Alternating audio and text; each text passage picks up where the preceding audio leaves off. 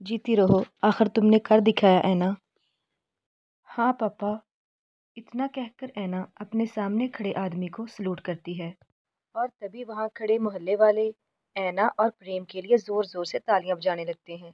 तालियों की आवाज़ से पूरा मोहल्ला गूंजने लगता है और तालियों की आवाज़ कम नहीं हो रही थी और उन तालियों को सुनकर प्रेम कहीं खो जाता है।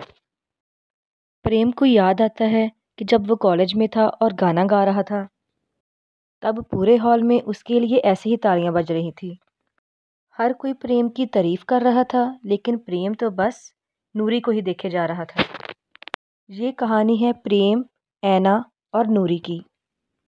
उस दिन ऐना ऐना बताओ। आज मेरी परफॉर्मेंस है, तुम आओगी ना? क्यों? मैं क्यों आऊँ? तुम आओगी तो मुझे अच्छा लगेगा। अच्छा ठीक है, मैं सोचूंगी। प्रेम और नूरी एक ही कॉलेज में पढ़ते थे। नूरी देखने में बहुत ही खूबसूरत थी और समझदार और संस्कारी भी थी। प्रेम उसे दिल ही दिल में पसंद करने लगा था और ये बात नूरी भी जानती थी, लेकिन प्रेम उसे कह नहीं पा रहा था। उस दिन शाम में परफॉर्मेंस के बाद प्रेम ने बड़ी हिम्मत करके नूरी से कहा, नूरी मैं तुम्हें कुछ कहना चाहता हूँ। रहने दो प्रेम, मैं जानती हूँ तुम मुझसे क्या कहना चाहते हो। देखो प्रेम, जो तुम सोच रहे हो ना वो कभी नहीं हो पाएगा। इसमें मुश्किल क्या है? मैं पढ़ाई में भी अच्छा हूँ और अच्छा गाना भी गा लेता हूँ और मेरे बाबा भी एक अच्छी जॉब करते हैं, तो फिर तुम मान क्यों नहीं रही? तब नूरी, मैं नहीं, मेरे बाबा नहीं मानेंगे प्रेम। वो एक छोटे से किसान हैं। मेरे बाबा चाहते हैं कि मैं और मेरी छोटी बहन पढ़ लिख कर कुछ बड़ा काम करें। और रही बात शादी की, उसके लिए मेरे बाबा कभी भी अपनी ज़ात बरादरी से बाहर शादी के लिए नहीं मानेंगे। नूरी, ज़माना बदल गया है। अब कौन सोचता है ज़ात और बरादरी के बारे में? मैं नहीं, लेकिन मेरे बाबा ज़रूर सोचते हैं और वैसे भी वो बीमार रहते हैं। मैं उन्हें किसी किस्म की परेशानी नहीं देना चाहती। इतना कहकर नूरी वहाँ से चली गई, लेकिन प्रेम नूरी से बहुत प्यार करता था और वो हर हाल में नूरी से शादी करना चाहता था। नूरी के मना करने के बावजूद भी प्रेम नहीं माना और वो किसी तरह नूरी का पीछा करते हुए उसके घर तक पहुँच गया। शहर के करीब एक गांव में वो एक कच्चा मकान था और उस घर की हालत बहुत ही ख़राब थी और उस कच्चे मकान को देखकर प्रेम हैरान ही रह गया कि नूरी किस मुश्किल दौर से गुजर रही है। और जैसे ही प्रेम घर के अंदर आया तो उसने देखा कि नूरी अपने बाप को दवाई दे रही थी और जबकि उसकी छोटी बहन एक साइड पर चूल्हे पर कुछ बना रही थी। प्रेम, तुम यहाँ? नूरी, मुझे बस तुम्हारे बाबा से कुछ बात करनी है। कौन है नूरी? कोई नहीं बाबा, बस वो मैं प्रेम हूँ। मैंने तुझे पहचाना नहीं बेटा।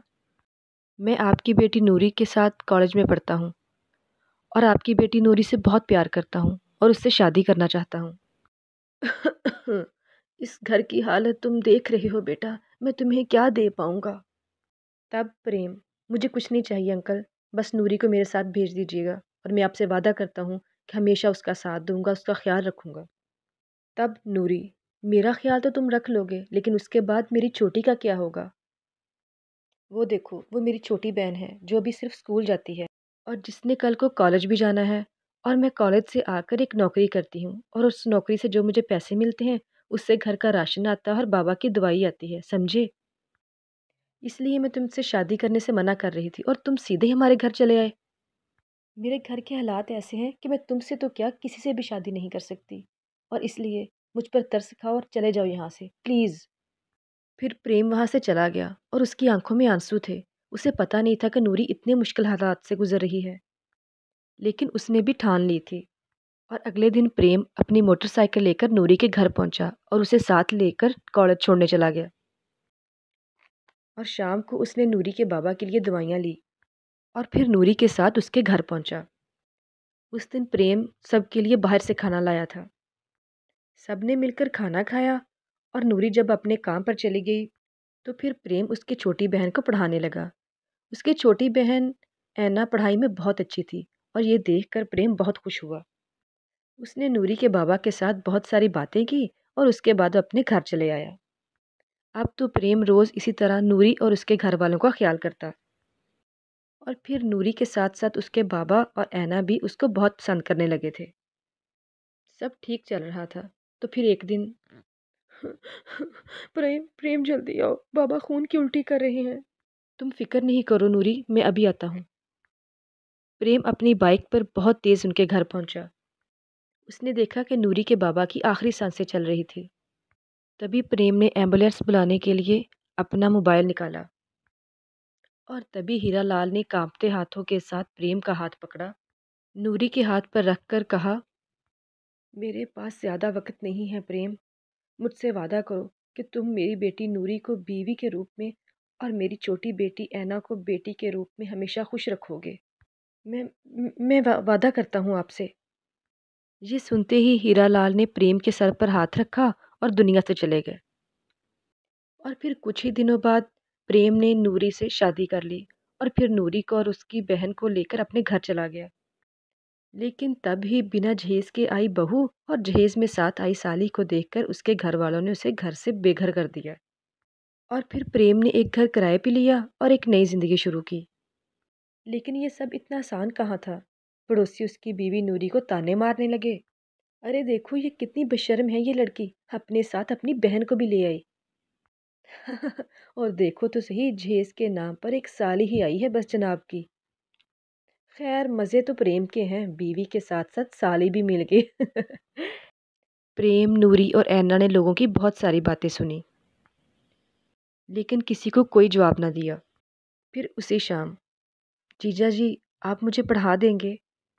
जीजा जी नहीं, तुम मुझे पापा कहोगे। आज से मैं तुम्हारा पापा हूँ और तुम मेरी बेटी हो। ये वही पड़ोसी थे जो ऐना और प्रेम के लिए अब तक तालियां बजा रहे थे।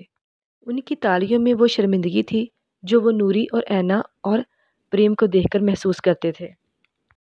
तभी नूरी ने प्रेम की तरफ देखकर कहा, आज तुमने अपने सब फर्ज निभा दिए। मैं खुशकिस्मत हूँ कि मुझे तुम मिले।